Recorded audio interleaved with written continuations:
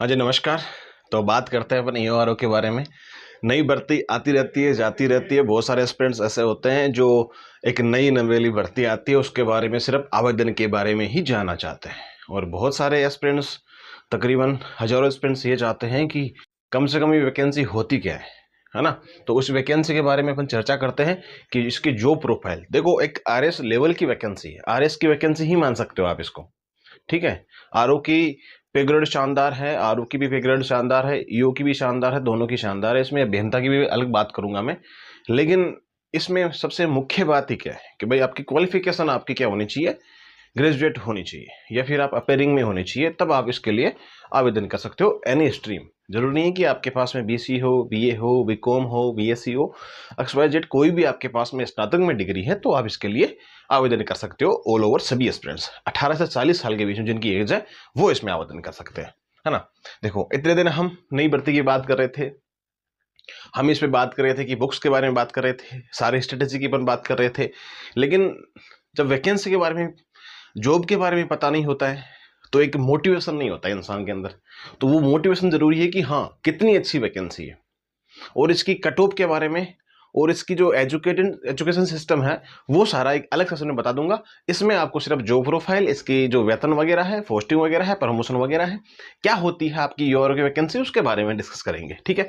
सब शेयर कर दीजिएगा, सभी एस्पिरेंट्स अपने फैमिली मेम्बर्स, फ्रेंड्स के पास में सबके साथ शेयर कर दीजिएगा, सब्सक्राइब भी कर लीजिएगा। ठीक है। प्रमोशन वेतन सबकी बात करते हैं। देखो, आपको शो हो रहा है अच्छे तरीके से, यहां आप देख सकते हो, इसका स्क्रीनशॉट भी ले सकते हो।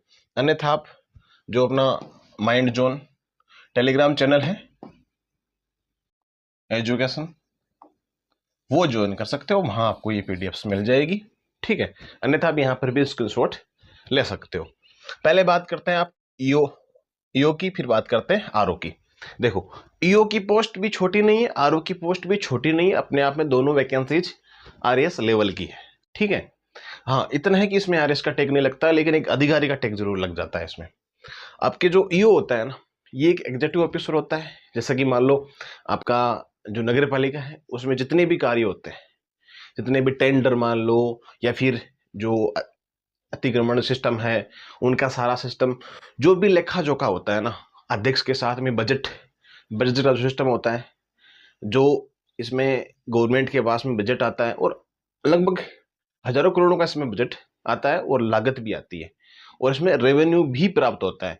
जब लागत होती है नगर पालिका में, लाइटिंग का सिस्टम, रोड का सिस्टम, पार्क का सिस्टम, आसपास में जो निर्माण कार्य है जो नगर पालिका के अंतर्गत आते हैं, उसमें ये चीज होती है कि ईओ की पोस्टिंग उसमें होती है। सबसे बड़ा अधिकारी यही होता है, और जो नगर पालिका अध्यक्ष होता है, ये दोनों आपस में बैठ चढ़ के पूरी बजट की चर्चाएं करते हैं और बजट पास करवाते हैं। ठीक है।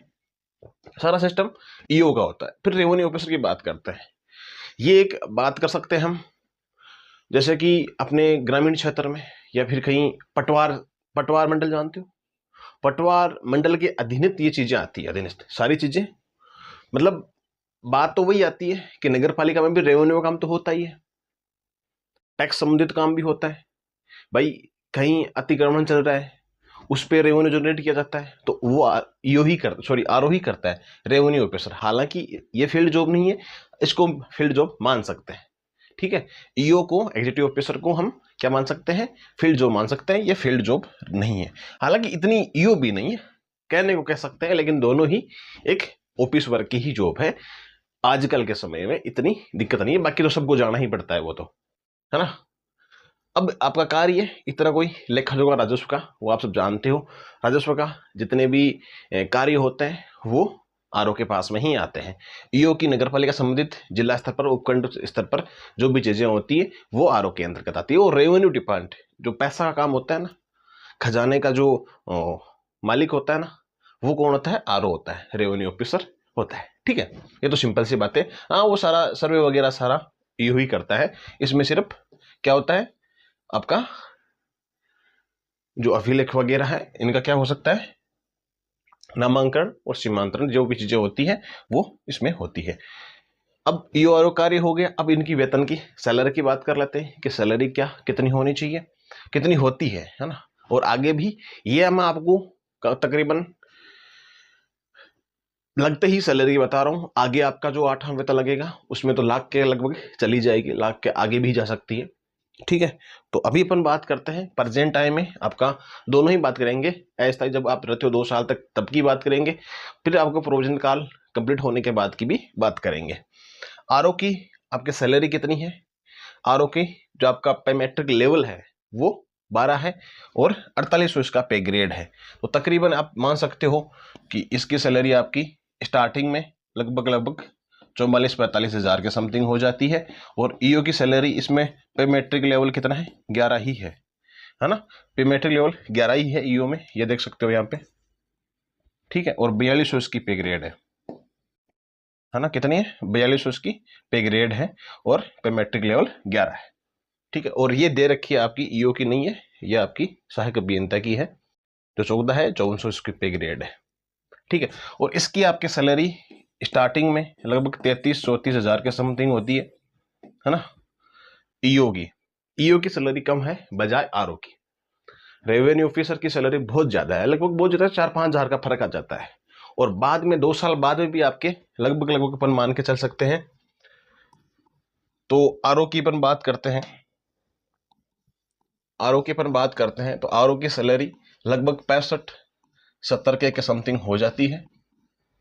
और ईओ की बात करते हैं तो 55-60 के समथिंग इसकी सैलरी हो जाती है। एवरेज अगर लगभग हम मानते हैं, ये मान लेते हैं। फिर अगर 8वें पे वेतन की बात करते हैं, है ना, तो उसमें लगभग सैलरी आपकी 80 से 90 के आराम से हो जाएगी ईओ की। आरओ की बात करते हैं तो 1 लाख प्लस चली जाएगी।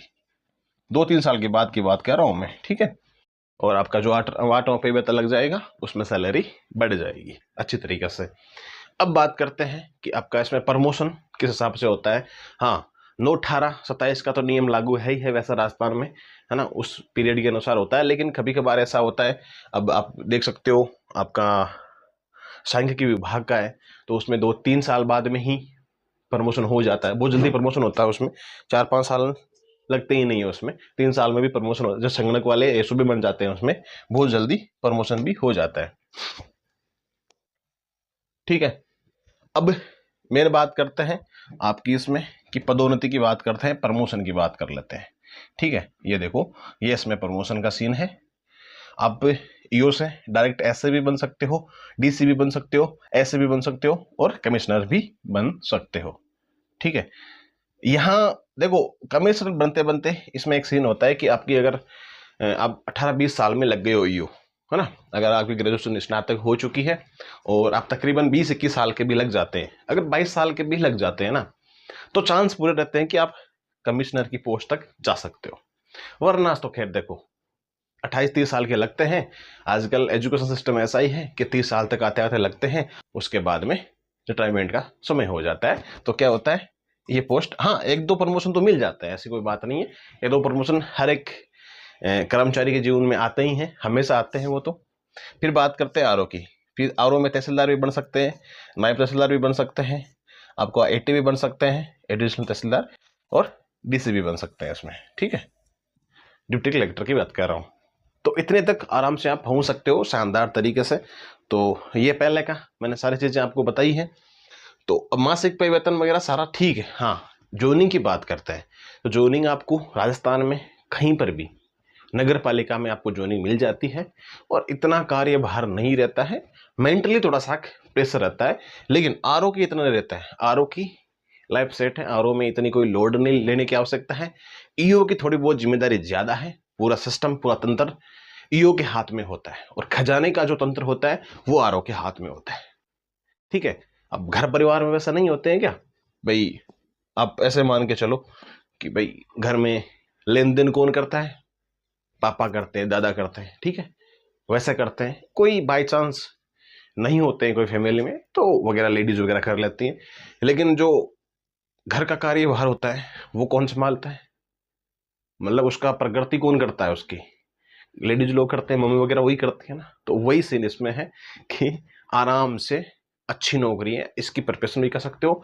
अगले सेशन में आपको मैं अच्छे तरीके से कट ऑफ का एनालिसिस, जो अपने लास्ट 2-3 कट ऑफ्स रही है ना, एक तो जो पेपर लीक होने के बाद रिजेक्ट हुई थी, एग्जाम कैंसिल हुई थी, री एग्जाम हुई थी, उसकी कट ऑफ, चलो उसका तो कोई मतलब है नहीं वैसे, लेकिन बात तो कर लेंगे उसके बीच में।